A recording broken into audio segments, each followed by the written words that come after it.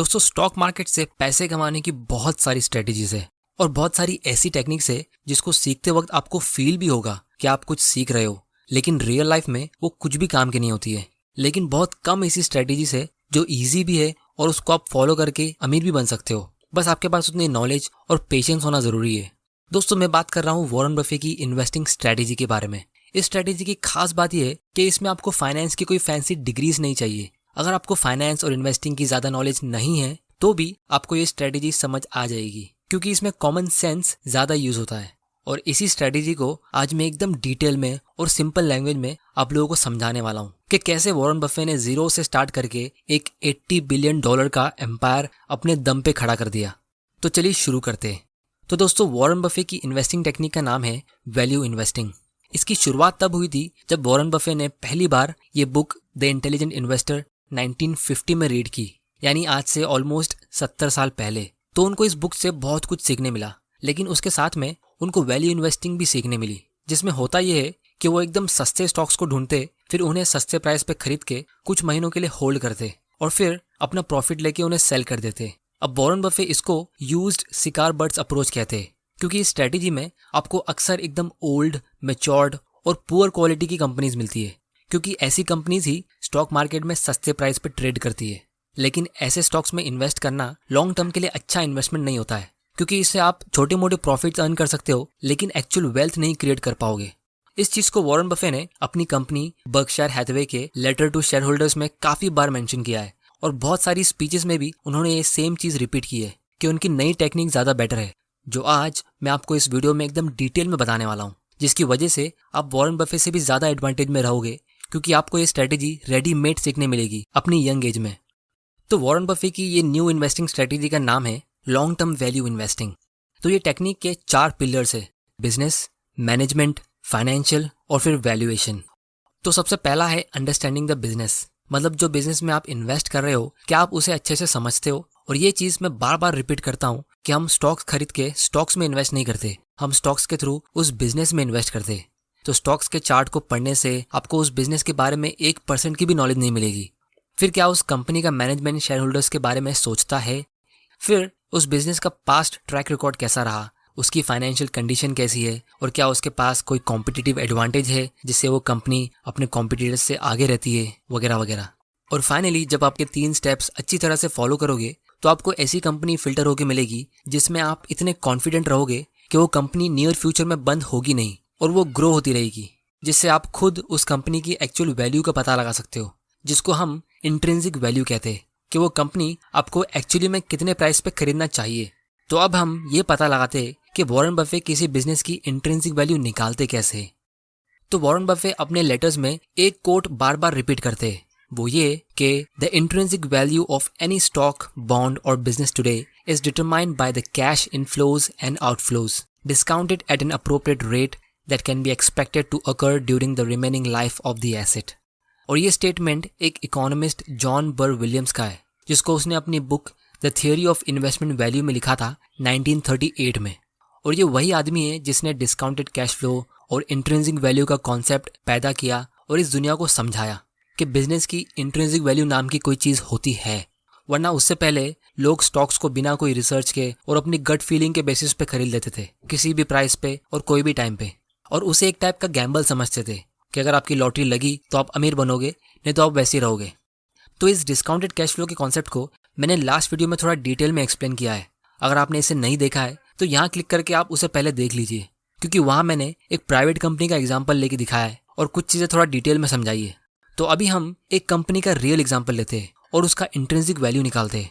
तो यहाँ पे हम टिकर टेप पे आते हैं। ये एक वेबसाइट है जहाँ से हम अच्छे स्टॉक्स को फिल्टर कर सकते हैं और उसे एनालाइज भी कर सकते हैं। इसका लिंक मैं नीचे डिस्क्रिप्शन में डाल देता हूँ। और इनका एक मोबाइल ऐप भी है जो ऑलमोस्ट उसी तरह काम करता है जैसे एक कंप्यूटर पे काम कर सकता है, जैसा कि आप यहाँ पे देख सकते हो। तो यहाँ पे मैं ITC का एग्जांपल लेता हूँ, लेकिन उससे पहले आप लोगों को मैं बता दूँ कि ये वीडियो सिर्फ एजुकेशनल पर्पस के लिए है, ये एक स्टॉक रिकमेंडेशन नहीं है। तो हम ये अज्यूम कर रहे हैं कि हमने इस कंपनी का क्वालिटी एनालिसिस पूरा कर लिया और ये कंक्लूड कर लिया कि ये एक अच्छी कंपनी है। ये 3 पिलर्स के ऊपर मैंने ऑलरेडी एक वीडियो बनाया है वॉरेन बफे की इस बुक के ऊपर, जिसे आप यहाँ पे क्लिक करके देख सकते हो। तो इसकी इंट्रिंसिक वैल्यू निकालने के लिए हमें ये सवाल पूछना है कि कंपनी फ्यूचर में कितना कैश अर्न करेगी और कितना स्पेंड करेगी। और फाइनली जो कैश उसके पास बच जाएगा उसको वॉरेन बफे कहते हैं ओनर्स अर्निंग्स। क्योंकि अगर आप एक छोटा बिजनेस चलाते हो और आपको उस बिजनेस से 10 लाख का प्रॉफिट मिलता है, मतलब सारे रॉ मटेरियल्स और उसके सारे एक्सपेंसेस माइनस करने के बाद इतना आपके पॉकेट में आता है हर साल, तो भी ये आपका एक्चुअल प्रॉफिट नहीं होता है। क्योंकि अगर आपको उसमें से कुछ पैसा री इन्वेस्ट करना पड़ता है अपने बिजनेस को कंटिन्यू करने के लिए, तो आपको वो भी काउंट करना चाहिए। जैसे आपने कोई कंप्यूटर खरीद लिया या कोई प्लांट या कोई फैक्ट्री के इक्विपमेंट्स खरीद लिए, ये ऐसे खर्चे जो हर साल नहीं होते, इसीलिए yearly profit and loss statement में ये दिखाए नहीं जाते। तो फाइनेंस की दुनिया में इसको हम कैपिटल एक्सपेंडिचर कहते हैं या फिर शॉर्ट में कैपेक्स। तो इसीलिए अगर हम यहाँ पे कैश फ्लो स्टेटमेंट पे आएंगे, क्योंकि इनकम स्टेटमेंट तो हमें सिर्फ 1 साल का प्रॉफिट बता रहा है और प्रॉफिट ऐसी चीज़ है जिसको कंपनी आसानी से मैनिपुलेट कर सकती है, लेकिन कैश फ्लो स्टेटमेंट को मैनिपुलेट करना थोड़ा मुश्किल होता है। तो आप यहाँ पे देख सकते हो ये कंपनी का कैश फ्लो फ्रॉम ऑपरेशंस यानी CFO 2020 में लगभग 14.5 थाउजेंड करोड़ का था। मतलब इतना कैश इन्होंने कस्टमर से एक्चुअली में रिसीव किया, लेकिन उसमें से इतने करोड़ का कैपिटल एक्सपेंडिचर भी किया है। तो अगर आप इसके कैपिटल एक्सपेंडिचर को इसके कैश फ्लो फ्रॉम ऑपरेशन से माइनस करोगे तो आपका आंसर आएगा 12,248, जिसको हम फ्री कैश फ्लो कहते हैं। तो ये जो फ्री कैश फ्लो है ये वो पैसा है जो एक्चुअली में इस कंपनी के ओनर्स के लिए बच जाता है। लेकिन वॉरेन बफे के हिसाब से ये भी एक एक्यूरेट ओनर्स अर्निंग्स नहीं हुआ, क्योंकि वॉरेन बफे की ओनर्स अर्निंग्स का डेफिनेशन कुछ इस तरह है, operating cash flow minus total maintenance capital, यानी वो खर्चा जो आप उस बिजनेस के करंट ऑपरेशंस को सिर्फ मेंटेन करने के लिए कर रहे हो, ग्रोथ के लिए नहीं। लेकिन यहाँ हमारे पास टोटल कैपेक्स है जिसमें मेंटेनेंस कैपेक्स और ग्रोथ कैपेक्स दोनों आता है, और कंपनीज को ये मेंटेनेंस कैपेक्स रिपोर्ट करने की जरूरत नहीं होती है, क्योंकि ऐसा कोई अकाउंटिंग रूल है नहीं। तो इसको पता लगाने के लिए आपको थोड़ी सी मेहनत करनी पड़ेगी। एनुअल रिपोर्ट्स होती है, कॉन कॉल्स होते हैं, उनके कुछ सेक्शंस को आपको पढ़ना होता है, जिसको हम किसी और दिन डिस्कस कर लेंगे।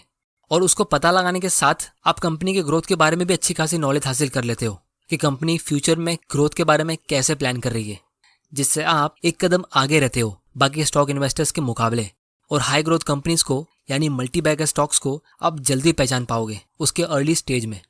तो अगर हमें इस कंपनी का इंट्रिंसिक वैल्यू निकालना है तो हम इसके लास्ट ईयर के फ्री कैश फ्लो को रिस्क फ्री रेट से डिवाइड करेंगे। इस रिस्क फ्री रेट का मतलब ये होता है कि आपको इतने % का रिटर्न तो गारंटीड मिल ही जाएगा किसी भी गवर्नमेंट बॉन्ड से, उसमें लॉस होने का चांसेस होता ही नहीं है। तो इसीलिए हम इसको रिस्क फ्री रेट बोलते हैं। तो ये वही फॉर्मूला है जो मैंने लास्ट वीडियो में डिस्कस किया था, और इंडिया का रिस्क फ्री रेट फिलहाल 6.1% का है। तो अगर आप इसके फ्री कैश फ्लो को यानी इस पैसे को 6.1% से डिवाइड करोगे तो आपका आंसर आएगा ऑलमोस्ट 2 लाख करोड़, और फिलहाल इस कंपनी का मार्केट कैप 2,55,000 करोड़ के आसपास है। तो इसीलिए ये कंपनी इसकी इंट्रिंसिक वैल्यू के आसपास सेल हो रही है, क्योंकि हमारे इस कैलकुलेशन में हमने ये अज्यूम किया है कि ये कंपनी का प्रॉफिट अगर सेम भी रहेगा तो भी आपको 6% का रिटर्न हर साल मिलता रहेगा। लेकिन कंपनीज तो एक्चुअली में ग्रो होती है, तो इसीलिए किसी सेफ गवर्नमेंट बॉन्ड के मुकाबले या कोई बैंक FD के मुकाबले जहाँ पे आपको 6% का इंटरेस्ट मिलता है, उससे अच्छा तो ये होगा कि आप ऐसी कंपनीज में इन्वेस्ट कर दो, क्योंकि गवर्नमेंट बॉन्ड तो आपको हमेशा के लिए 6% का इंटरेस्ट पे करेगा, लेकिन कंपनी फ्यूचर में ग्रो होती है और वही आपका एक्चुअल रिटर्न होगा। तो इसीलिए अगर आप इस कंपनी को इस प्राइस पे खरीद रहे हो तो आप इसको इंट्रिंसिक वैल्यू पे खरीद रहे हो, और यहाँ पे आप ग्रोथ के लिए कोई भी अजम्पशंस ऐड नहीं कर रहे हो। लेकिन वॉरेन बफे उसके ऊपर भी एक मार्जिन ऑफ सेफ्टी ऐड करते हैं। वो इसलिए क्योंकि फ्यूचर में क्या होगा वो हमें पता नहीं, और उसके बारे में हम 100% श्योर हो ही नहीं सकते, क्योंकि जैसा मैंने ये वाले वीडियो में एक्सप्लेन किया था, रिस्क का एक्चुअल मतलब होता है हमें पता नहीं। और जहां बात आती है फ्यूचर की, तो हम किसी भी चीज को लेके एकदम श्योर हो ही नहीं सकते कि हमें गारंटीड पता है, क्योंकि फ्यूचर में कुछ भी हो सकता है। वो कंपनी का कोई कंपटीशन आ सकता है, बिजनेस एनवायरनमेंट चेंज हो सकता है, टेक्नोलॉजी की वजह से कोई बड़े चेंजेस आ सकते हैं, या फिर कोविड-19 के जैसा कोई नए टाइप का वायरस आ सकता है जिससे लोग उस कंपनी के प्रोडक्ट्स को खरीदते ही नहीं है, वगैरह वगैरह। तो इसीलिए उस अननोन रिस्क से अपने आप को प्रोटेक्ट करने के लिए Warren Buffett margin of safety use करते हैं, और साथ में जो ग्रोथ के लिए अजम्पशंस उन्होंने ऐड किए थे उनको उससे भी प्रोटेक्शन मिलती है। तो इस मार्जिन ऑफ सेफ्टी में वो कंपनी को एक डिस्काउंटेड प्राइस पे खरीदते हैं। जैसे अगर उनको ये कंपनी ज़्यादा रिस्की लगती है तो वो इसमें 50% का मार्जिन ऑफ सेफ्टी ऐड करेंगे। तो अगर ये कंपनी 2,55,000 करोड़ में सेल हो रही है तो वॉरेन बफे इसमें तभी इन्वेस्ट करेंगे जब ये 1,25,000 करोड़ में सेल हो रही हो, क्योंकि फ्यूचर में अगर कोई ऐसा रिस्क निकल के आता भी है जो हमें अभी नहीं पता, तो उससे कंपनी रातों रात बंद तो नहीं होगी, लेकिन धीरे धीरे करके उसका नुकसान दिखने लगेगा। तो उतने टाइम में आप अपने स्टॉक्स को सेल कर सकते हो और वो मार्जिन ऑफ सेफ्टी आपको बड़े लॉस से बचा सकती है। और ये तब होता है जब आप अपना एनालिसिस सही तरीके से करते हो किसी स्टॉक को खरीदने से पहले। लेकिन दोस्तों, लोग एक्चुअली में करते क्या है, मार्जिन ऑफ सेफ्टी तो बहुत दूर की बात है, लोग सिर्फ स्टॉक के प्राइस को बढ़ता हुआ देख के या फिर कंपनी के नाम को देख के अपना बाइंग डिसीजन लेते। और सबसे इंटरेस्टिंग चीज ये है कि लोग बिल्कुल वही टाइम पे स्टॉक्स खरीदते जब वो ऊपर जाता है, मतलब इंट्रिंसिक वैल्यू के मुकाबले ज्यादा प्राइस पे सेल होता है। और फिर जब वो ऊपर जाना बंद कर देता है तो डर के मारे बिल्कुल वही टाइम पे सेल करते जब उनको और ज्यादा खरीदना चाहिए। और इसीलिए हमें सरप्राइज होने की जरूरत नहीं है ये जान के कि न्यू कमर्स स्टॉक मार्केट में अक्सर लॉस क्यों लेते हैं, क्योंकि 80 साल पहले बेंजामिन ग्रैम ने एक बहुत ही इंपॉर्टेंट बात कही थी। वो ये कि the investor's main problem and his worst enemy is likely to be himself. India में 5000 से भी ज्यादा कंपनीज है और इंडिया एक हाई ग्रोथ कंट्री है, तो ऐसी बहुत सारी कंपनीज आज भी है जो अंडर वैल्यूड है। इसीलिए मैं हमेशा कहता हूँ कि जब आपकी नॉलेज इंप्रूव होगी तो आपका रिस्क अपने आप कम होगा और रिटर्न भी अपने आप बढ़ेगा और एक छोटे अमाउंट से भी आप ज्यादा प्रॉफिट अर्न कर सकते हो। तो दोस्तों, आज के वीडियो में इतना ही। अगर आपको इस वीडियो से कुछ सीखने मिला तो इस चैनल को सब्सक्राइब कर लेना और बेल आइकन प्रेस कर देना ताकि आप ऐसे इंपॉर्टेंट वीडियोस मिस ना कर दो। स्टॉक्स को एनालाइज करने के लिए टिकर टिप का लिंक और स्टॉक्स खरीदने के लिए फ्री में डीमैट अकाउंट ओपन करने का लिंक नीचे डिस्क्रिप्शन में और फर्स्ट कमेंट में है। अगर ये वीडियो पसंद आया तो इसे लाइक करो, नहीं पसंद आया तो डिसलाइक करो। इस वीडियो को ज्यादा से ज्यादा शेयर करो अपने फ्रेंड्स और फैमिली के साथ ताकि वो भी इन्वेस्टिंग सीख सके। आप नीचे कमेंट कर सकते हो कि मैं कौन सी टॉपिक पे अपना अगला वीडियो बनाऊं। आपका वैल्यूएबल टाइम देने के लिए thank you and good bye.